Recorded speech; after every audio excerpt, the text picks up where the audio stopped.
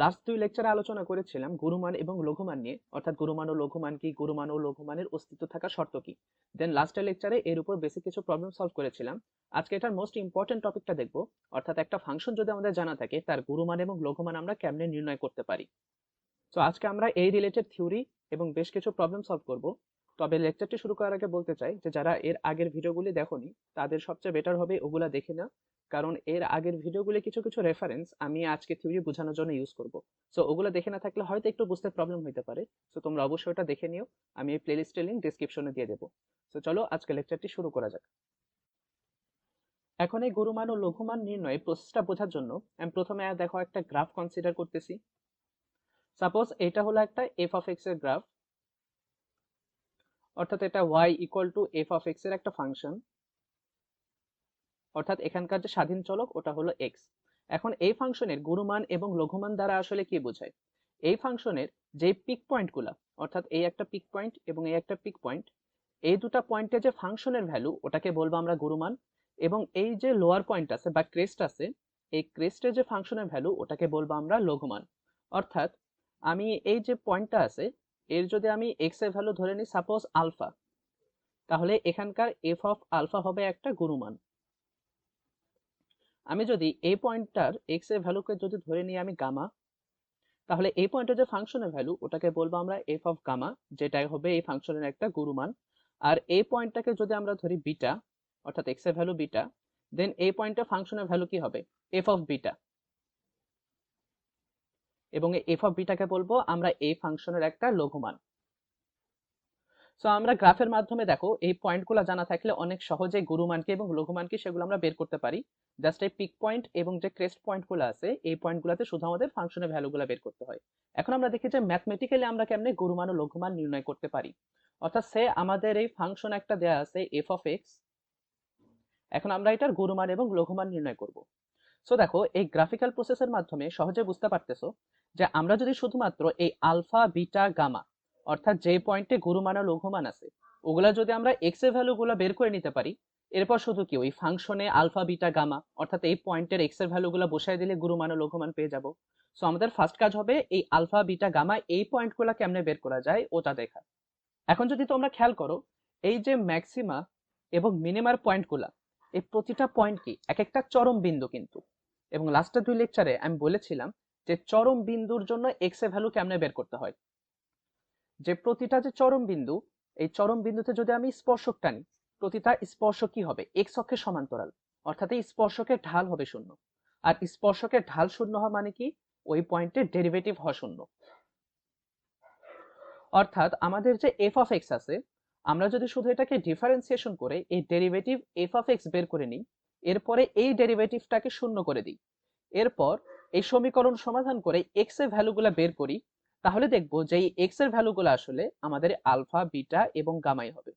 যদি তোমাদের বুঝতে প্রবলেম হয় আগের লেকচারটি দেখে নিও, ওখানে আমি এই কনসেপ্টগুলো একদম ডিটেইলে আলোচনা করেছি। এখন দেখো আমরা যদি চরম বিন্দুর কনসেপ্ট দিয়ে আলফা বিটা গামা বের করে নিই, তাহলে এই আলফা বিটা গামা তো আসলে গুরুমান আর লঘুমানেরই আলফা বিটা গামা। সো দেখো আমাদের কাজ হয়ে গেল, আলফা বিটা গামা নির্ণয় করলাম। এরপর শুধু এই আলফা বিটা গামা নিয়ে গিয়ে ফাংশনে বসায় দিলে কি f of alpha f of beta আর এফ অফ গামা পেয়ে যাব। অর্থাৎ এই এক্স ইকুয়াল টু আলফা যদি এফ অফ এক্স এ বসিয়ে দিই, তাহলে এফ ইকুয়াল টু আলফা আমরা একটা গুরুমান পেয়ে গেলাম। দেন বিটা নিয়ে গিয়ে যদি এই ফাংশনে বসায় দিই, তাহলে আমরা এফ অফ বিটা পেয়ে গেলাম। দেন গামা নিয়ে গিয়ে যদি এই ফাংশনে বসায় দিই, তাহলে এফ অফ গামা অর্থাৎ আরেকটা গুরুমান পেয়ে গেলাম। সো এখান থেকে দেখো আমরা যে ভ্যালুগুলো পাবো, এখানে দুটা ম্যাক্সিমা আছে এন্ড একটা মিনিমা, এই তিনটা ভ্যালু দেখো আমরা এখান থেকে পাবো। এখন এখানে একটা সমস্যা হলো যে আমরা এই গ্রাফ দেখে অনেক সহজেই বুঝতে পারতেছি যে এক্স ইকুয়াল টু আলফাতে আছে আমাদের গুরুমানের ভ্যালু, এক্স ইকুয়াল টু গামাতেও আছে আমাদের একটা গুরুমান বা ম্যাক্সিমার ভ্যালু, এবং এক্স ইকুয়াল টু বিটাতে আছে লঘুমানের ভ্যালু। কিন্তু আমাদের যে ফাংশনটা দেয়া থাকবে ওই ফাংশনে যদি আমরা গ্রাফ না জানি, তাহলে আমরা কেমনে নির্ণয় করতে পারবো যে এক্স এর কোন ভ্যালুর জন্য গুরুমান আছে এবং কোন ভ্যালুর জন্য লঘুমান আছে। দেখো জিনিসটা আরেকটু ক্লিয়ার করে বলি। আমরা তো f dash x equal to 0 করে এক্স এর ভ্যালু বের করলাম আলফা বিটা এন্ড গামা। এখন x equal to alpha beta gamma প্রতিটা পয়েন্ট হলো চরম বিন্দুর এক্স এর ভ্যালু। এখন চরম বিন্দু বলতে ওখানে গুরুমানও থাকতে পারে লঘুমানও থাকতে পারে, কিন্তু এক্স ইকুয়াল টু আলফার জন্য গুরুমান আছে নাকি লঘুমান আছে, বিটার জন্য গুরুমান নাকি লঘুমান, এবং গামার জন্য গুরুমান নাকি লঘুমান, ওটা আমরা ম্যাথমেটিক্যালি কেমনে নির্ণয় করতে পারি ওটা অবশ্যই আমাদের জানতে হবে। কারণ সব সময় তো আমাদের যেই ফাংশন দেওয়া থাকবে ওটার তো আমাদের গ্রাফ নাও জানা থাকতে পারে। সো এখন এক্স এর কোন ভ্যালুর জন্য গুরুমান আছে এবং কোন ভ্যালুর জন্য লঘুমান আছে এটা বোঝার জন্য দেখো যে কনসেপ্টটা অ্যাপ্লাই করা লাগবে ওটা হচ্ছে ডাবল ডেরিভেটিভের কনসেপ্ট। অর্থাৎ আমরা যে এফ ড্যাশ এক্স পাবো এটাকে আবার ডিফারেন্সিয়েশন করলে কি এফ ডাবল ড্যাশ এক্স পাবো, যেটাকে আমরা কি বলি এফ অফ এক্স এর ডাবল ডেরিভেটিভ, অর্থাৎ দুইবার ডিফারেন্সিয়েশন হয়ে গেছে সহজ কথায়। সো এখন আমরা দেখি যে এই এফ ডাবল ড্যাশ এক্স এটার কনসেপ্টের মাধ্যমে কেমনে আসলে আমরা গুরুমান এবং লঘুমানটাকে আইডেন্টিফাই করতে পারি। আসলে এখানে আমরা এফ ডাবল ড্যাশ এক্স এ এই আলফা বিটা গামা বসাবো, দেন বসায় দেখবো যে রেজাল্ট গুলা কেমন আসতেছে। সো এই রেজাল্টের উপর ভিত্তি করে আমরা বলতে পারবো যে কোন পয়েন্টে গুরুমান ছিল এবং কোন পয়েন্টে লঘুমান ছিল। এখন ওটা বোঝার জন্য আমাদের এই এফ ডাবল ড্যাশ এক্স এটার কনসেপ্টটাকে দেখো একটু ডিটেলে পড়তে হবে। সো দেখো ওটাকে আমি দেখো আগে একটু বলে নিই যে আমাদের যদি একটা ফাংশন থাকে এফ অফ এক্স, ওখান থেকে আমরা ফার্স্ট ডেরিভেটিভ যদি করি অর্থাৎ একবার ডিফারেন্সিয়েশন করি তাহলে আমরা পাই এফ ড্যাশ এক্স, যেটাকে আমরা ডিওয়াই ডিএক্সও বলে থাকি। এখন যদি আমরা এই ডিওয়াই ডিএক্স কে আরেকবার ডিফারেন্সিয়েশন করি অর্থাৎ এফ ড্যাশ এক্স কে আরেকবার ডিফারেন্সিয়েশন করি তাহলে আমরা এখান থেকে পাই ডাবল ডেরিভেটিভ, বা যেটাকে ডি স্কোয়ার ওয়াই ডিএক্স স্কোয়ারও বলা হয়ে থাকে। এখন আমরা এটার সিগনিফিকেন্স গুলো বুঝি, ফিজিক্যাল মিনিং গুলো বুঝি। দেখো এখানে যে এফ ড্যাশ এক্স এটার দ্বারা বোঝায় এফ অফ এক্স এর ঢাল, এফ অফ এক্স এর স্লোপ বা ঢাল। তাহলে এই এফ ডাবল ড্যাশ এক্স দ্বারা কি বোঝাবে, এক্স কে ডিফারেন্সিয়েশন করে যেটা পাচ্ছ ওটা যদি হয়, sorry, F of x K differentiation করে যেটা পাচ্ছ ওটা যদি হয় এফ অফ এক্স এর ঢাল, তাহলে এফ ড্যাশ এক্স কে ডিফারেন্সিয়েশন করে যেটা পাচ্ছ ওটা অবশ্যই এফ ড্যাশ এক্স এর ঢাল, এফ ড্যাশ এক্স এর ঢাল বা স্লোপ। আবার এই যে এফ ড্যাশ এক্স এটাকেই তো আমরা বললাম যে এফ অফ এক্স এর ঢাল। সো এটাকে দেখো বলা যাবে যে এফ অফ এক্স এর ঢালের ঢাল, ঢালের ঢাল। এখন দেখো তোমরা সবাই জানো যে এই যে ঢাল এবং পরিবর্তন দুটো একই মিনিং এ বোঝায়, যে জিনিসটা ঢাল সেই জিনিসটা আসলে পরিবর্তন।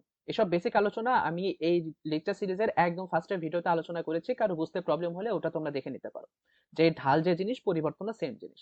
তার মানে দেখো আমরা এটাকে এফ অফ এক্স এর ঢালের ঢাল না বলে আমরা এটাকে বলতে পারি যে এফ অফ এক্স এর ঢালের পরিবর্তন।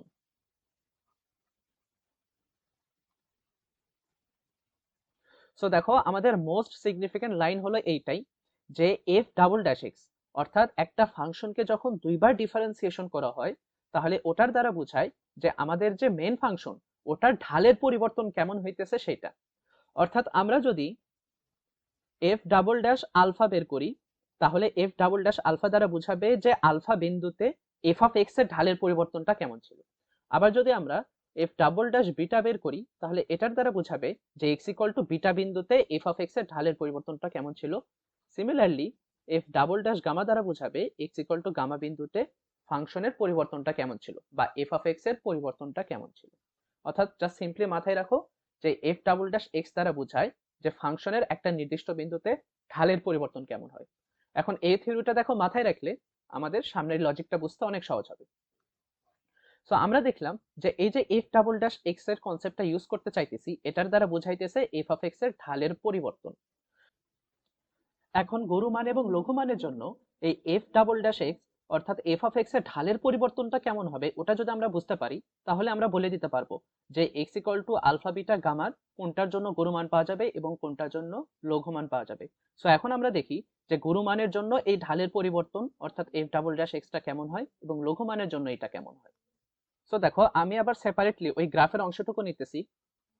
এই যে গ্রাফ আছে এই গ্রাফের যে পিক পয়েন্ট এটাকে বলতেছে আমরা দেখো গুরুমান। সো এখন যদি একটা জিনিস খেয়াল করো এই গ্রাফের এই যে পিক পয়েন্ট আছে অর্থাৎ গুরুমানের পয়েন্ট আছে এর আগের অংশটুকু রাইজ করতেছে এবং পরের অংশটুকু এখানে ফল করতেছে। এখন রাইজিং অংশটাকে আমরা বলে থাকি ক্রমবর্ধমান ফাংশন এবং এই যে ফলিং অংশ এটাকে আমরা বলে থাকি ক্রমহ্রাসমান ফাংশন। এবং তোমাদের যাদের ক্রমবর্ধমান এবং ক্রমহ্রাসমান ফাংশন জানা আছে তোমরা সবাই জানো যে একটা ইনক্রিজিং ফাংশন বা ক্রমবর্ধমান ফাংশনের ঢাল সবসময় পজিটিভ হয় এবং ঢাল দ্বারা ডেরিভেটিভ বোঝায়। অর্থাৎ এই যে রাইজিং অংশটুকু আছে, এই রাইজিং অংশটুকুর ঢাল, অর্থাৎ যেটাকে আমরা এফ ড্যাশ এক্স বলতে পারি, এটা সবসময় কি শূন্য চাইতে বড়, পজিটিভ, বা শূন্য চাইতে বড়কে আমরা ডিরেক্টলি কি পজিটিভ বলতে পারি, পজিটিভ। এবং এই যে পিক পয়েন্টের পরের অংশটুকু আছে এটা কি ফলিং পোর্শন, এই যে ফলিং পোর্শন আছে এটা ঢাল সবসময় কি হবে নেগেটিভ। আর ঢাল নেগেটিভ হওয়া মানে কি আসলে ওই ফাংশনের যে কোনো পয়েন্টে ডেরিভেটিভটা নেগেটিভ, অর্থাৎ এই অংশটুকুর জন্য এফ ড্যাশ এক্সটা হবে লেস দেন 0, অথবা আমরা ডিরেক্টলি এটাকে নেগেটিভ বলতে পারি।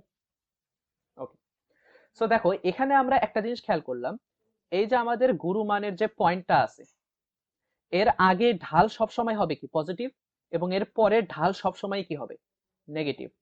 তাহলে একটা জিনিস দেখো যে এফ ডাবল ড্যাশ এক্স এটার দ্বারা কি বোঝায়, ঢালের পরিবর্তন,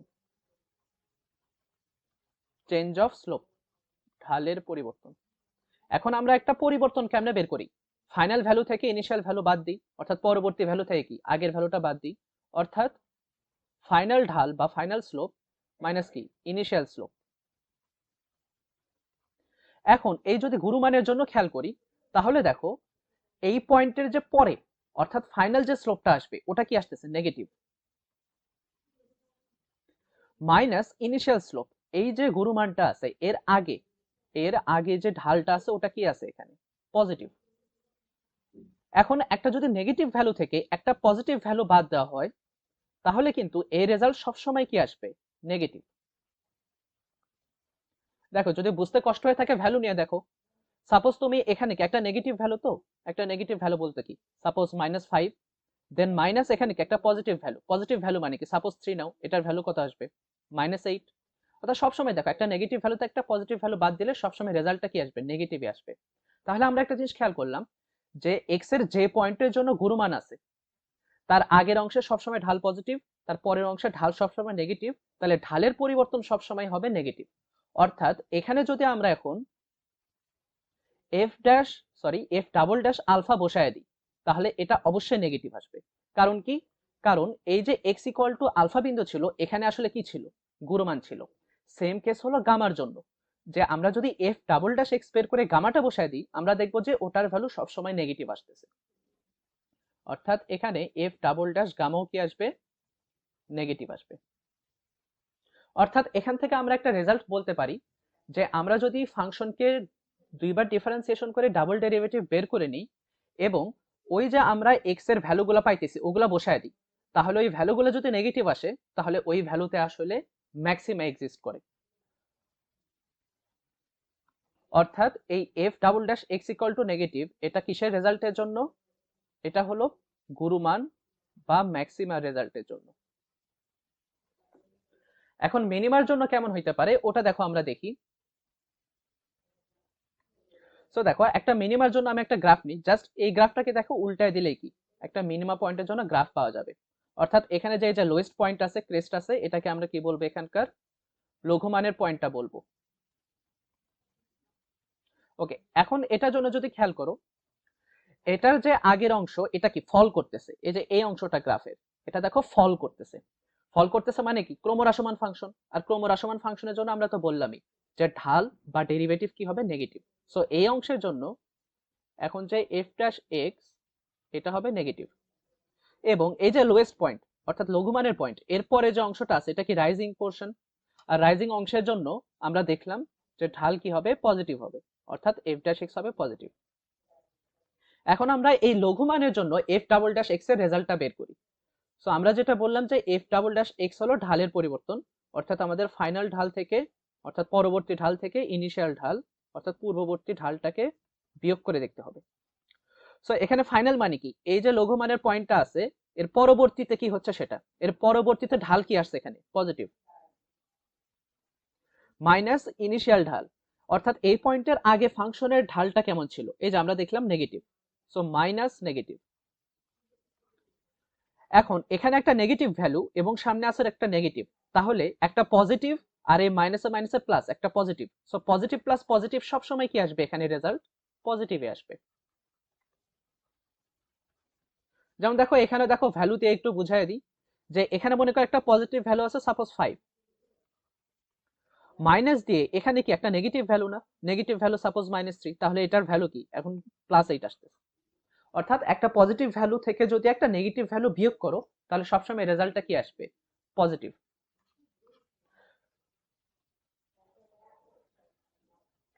তাহলে আমরা দেখলাম যে একটা লঘুমানের জন্য এই যে ঢালের পরিবর্তন বা এফ অফ এক্স এর ডাবল ডেরিভেটিভ, ওটা সবসময় কি আসবে, পজিটিভ আসবে। অর্থাৎ এই কন্ডিশনটা আমরা কিসের জন্য পাইলাম, লঘুমানের জন্য বা মিনিমার জন্য। অর্থাৎ আমরা যদি এই এফ ডাবল ড্যাশ বিটা বের করে নিই, বিটাতে কি ছিল, আমাদের এই যে মেইন গ্রাফটা ছিল ওই বিটাতে ছিল আসলে লঘুমান, তাহলে আমরা দেখব যে ওই এফ ডাবল ড্যাশ বিটা সবসময় আসবে কি এখানে পজিটিভ।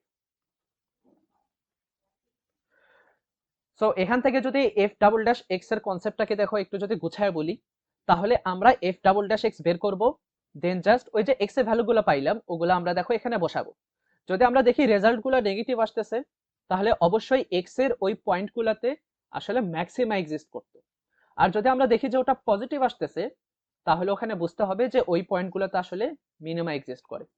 সো এখন দেখো আমি এই গুরুমান এবং লঘুমান বের করার এই পুরা প্রসেসটাকে দেখো আমি একটু সামারাইজ করে বলি, যে আমাদের যদি একটা ফাংশন জানা থাকে এফ অফ এক্স, তাহলে আমরা প্রথমে এটাকে একবার ডিফারেন্সিয়েশন করব, করে এটাকে 0 করে দেব। এরপর সমীকরণ সমাধান করে আমরা এক্স এর যতগুলো ভ্যালু আসে ওই ভ্যালুগুলো বের করব। যদি কোয়াড্রেটিক ইকুয়েশন আসে, দ্বিঘাত সমীকরণ আসে, তাহলে দুটা ভ্যালু পাবা। যদি একটা ত্রিঘাত সমীকরণ আসে তাহলে এখন যেমন আছে আলফা বিটা গামা তিনটা ভ্যালু পাবা। সো আমরা এক্স এর ভ্যালুগুলো বের করে নেব।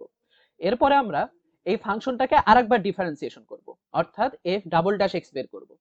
এরপরে এফ ডাবল ড্যাশ এক্স বের করে এখানে আমরা এই এক্স এর ভ্যালুগুলো বসায় দেব। এখন যদি আমরা দেখি যে এফ ডাবল ড্যাশ এক্স আসতেছে পজিটিভ, সরি প্রথমে যদি বলি নেগেটিভ, তাহলে বুঝতে হবে যে যেই পয়েন্ট বসায় নেগেটিভ আসতেছে ওই পয়েন্টে আছে ম্যাক্সিমা বা গুরুমান। আর যদি এফ ডাবল ড্যাশ এক্স বসায়া আমরা যদি দেখি যে আসতেছে আমাদের পজিটিভ রেজাল্ট, তাহলে বুঝতে হবে যে এক্স এর ভ্যালু যেটা বসাইছো ওই পয়েন্টটা আসলে ছিল মিনিমা। এরপর এক্স এর কোন ভ্যালুর জন্য ম্যাক্সিমা এবং কোন ভ্যালুর জন্য মিনিমা ওটা বোঝার পর আমরা শুধু এক্স এর ভ্যালু নিয়ে গিয়ে ফাংশনটাতে বসায় দেব, অর্থাৎ এই যে f of alpha, f of beta, f of gamma এগুলো বের করে নেব। সো আশা করি তোমরা এই কনসেপ্ট বা থিওরিটা বুঝতে পারছো এবং প্রসেসটা বুঝতে পারছো। এখন এগুলোর বেসিসে আমরা একটা প্রবলেম সলভ করব, তাহলে এই স্টেপগুলো তোমাদের জন্য একদম ক্লিয়ার হয়ে যাবে। সো আমরা প্রথমে এই ম্যাথটা সলভ করব। দেখো এখানে একটা ফাংশন দেয়া আছে এবং বলা আছে যে এই ফাংশনের গুরুমান ও লঘুমান নির্ণয় করো।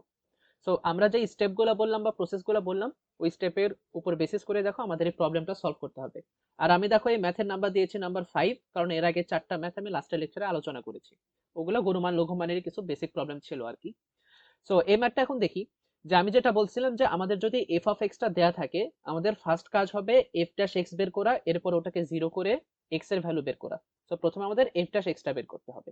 এফ ড্যাশ এক্স দেখো এখানে 2x কিউব, এটাকে ডিফারেন্সিয়েশন করলে হবে 6x স্কয়ার, দেন 9x স্কয়ার, এটাকে ডিফারেন্সিয়েশন করলে হবে 18x, দেন 12x কে ডিফারেন্সিয়েশন করলে হবে 12, এন্ড 5 তো কনস্ট্যান্ট, এটাকে ডিফারেন্সিয়েশন করলে হবে 0। দেখো আমি আর এগুলা বেসিক ডিফারেন্সিয়েশন আর এক্সপ্লেইন করতেছি না, এগুলো তোমরা জানো। সো এরপর আমাদের কাজ কি, এরপর আমাদের কাজ হলো এটাকে 0 করে x এর ভ্যালু বের করা। তো এখন ডান পাশে দেখো 6 কমন নেওয়া যাচ্ছে, so x square minus 3x plus 2।